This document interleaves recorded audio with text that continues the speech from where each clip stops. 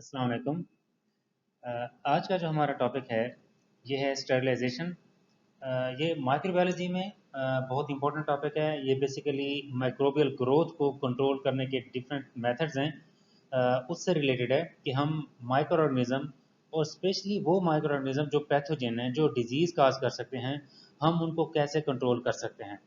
तो अस्पतालों में ये बहुत इम्पोर्टेंट है स्पेशली, और जहाँ जहाँ पे माइक्रोबायोलॉजी का काम होता है, जहाँ पे हम माइक्रो ऑर्गेनिज्म को डील करते हैं, वहाँ पे इसकी बड़ी ज़रूरत होती है, ताकि वो जो हम पैथोजेंस डील कर रहे हैं उनसे बचा जा सके, उसकी ग्रोथ को कंट्रोल किया जा सके, उसकी ट्रांसमिशन को रोका जा सके।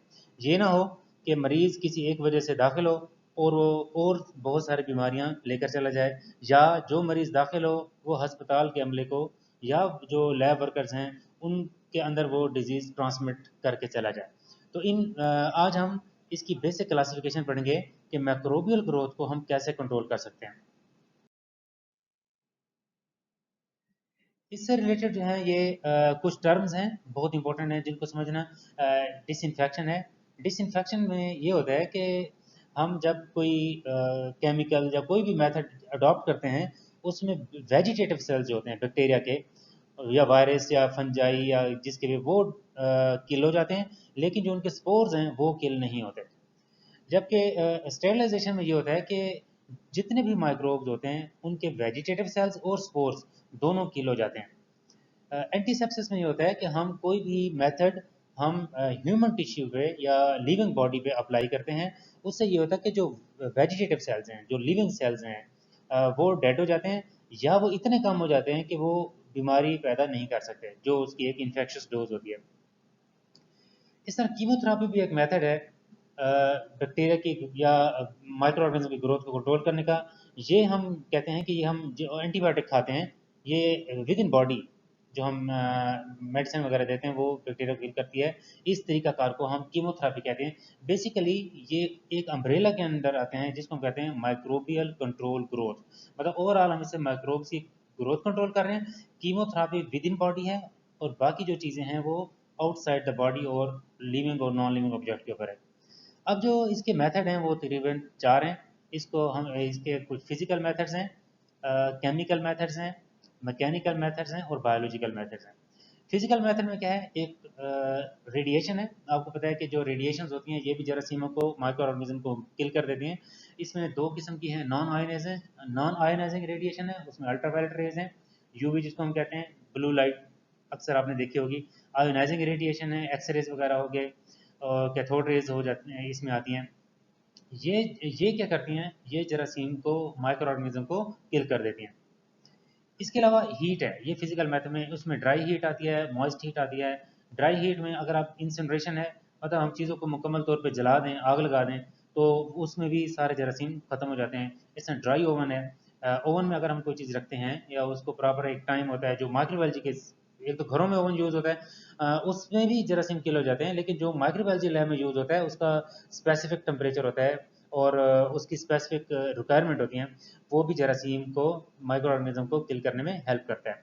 इससे मॉइस्ट हीट जिसमें बॉइलिंग है, और इससे भी अगर सिंपल आप किसी पानी को, दूध को, किसी चीज़ को बॉयल करते हैं तो उससे भी माइक्रो ऑर्गेनिज्म किल हो जाते हैं। जो बेहतरीन तरीका है और जो बहुत ज़्यादा यूज़ होता है वो है स्टीम अंडर प्रेशर, ऑटोक्लेव जिसको हम कहते हैं। ऑटोक्लेव का जो ये प्रिंसिपल है, क्योंकि जितनी ज़्यादा हम स्टीम को अंडर प्रेशर रखेंगे, और प्रेशर का ताल्लुक होता है टेम्परेचर के साथ, जितना ज़्यादा प्रेशर बढ़ाएंगे टेम्परेचर उतना ज़्यादा चाहिए होगा पानी को बॉयल करने के लिए। तो इसलिए स्टीम अंडर प्रेशर की वजह से माइक्रो ऑर्गेनिज्म और उनके स्पोर्स हर तरह के किल हो जाते हैं। अब हम आ जाते हैं केमिकल मेथड्स पे। केमिकल मेथड्स में कुछ गैसेस इस्तेमाल होती हैं। अगर आपने ऑपरेशन थिएटर को या कई ऐसे रूम्स को क्लीन करने हैं, स्टेरिलाइज करने हैं, तो आप उसमें एक सर्टन टाइम के लिए सर्टन अमाउंट ऑफ गैस छोड़ देते हैं और उसको कमरे को बंद कर देते हैं। उसको कुछ टाइम के बाद खोलते हैं तो उसके अंदर सारी चीज़ और जितनी भी चीज़ें होती हैं, क्योंकि गैस का ये फ़ायदा है कि हर उस जगह पे पहुंच सकती है जहाँ पे लिक्विड या सॉलिड चीज़ें जो हम अप्लाई करते हैं वो नहीं पहुंच सकते। इस तरह कुछ लिक्विड्स होते हैं जो हम लिविंग बॉडी के ऊपर भी अप्लाई करते हैं और नॉन लिविंग के ऊपर भी अप्लाई करते हैं। बहुत सारे हैं, आप देखते हैं पायोडीन है, बॉडी पे अप्लाई करते हैं, स्पिरिट है, हाइड्रोजन पेरोक्साइड है, और जो फिनोल और बहुत सारी ब्लीच वगैरह ऐसी चीज़ें हैं जो हम फर्श पे और नॉन लिविंग थिंग्स पे हम अप्लाई करते हैं। मैकेनिकल मेथड में फिल्ट्रेशन भी एक मेथड है, जिसके ज़रिए हम किसी भी चीज़ को स्टेरलाइज कर सकते हैं। उसमें एयर को हम कर सकते हैं फिल्ट्रेशन के ज़रिए, जिस तरह हैपा फिल्टर्स लगे होते हैं लैब्स में, BSL-3 में, जो कि एक क्लीन इन्वायरमेंट प्रोवाइड करते हैं। इस लिक्विड्स को भी हम देखें, अक्सर असल मकसद तो ये है कि जो चीज़ हमारे पास है ये जरासीमों से पाक हो जाए, मतलब इसके अंदर कोई भी माइक्रो ऑर्गेनिज्म है वो ना रहें। तो चाहे हम उसको फिजिकल मेथड से करें, केमिकल मेथड से करें या मैकेनिकल मेथड से करें, तो क्या होगा कि वो चीज़ उस चीज़ से फ्री हो जाएगी, माइक्रो ऑर्गेनिज्म से। इस तरह अब जो है ना कुछ बायोलॉजिकल मेथड्स भी हैं जो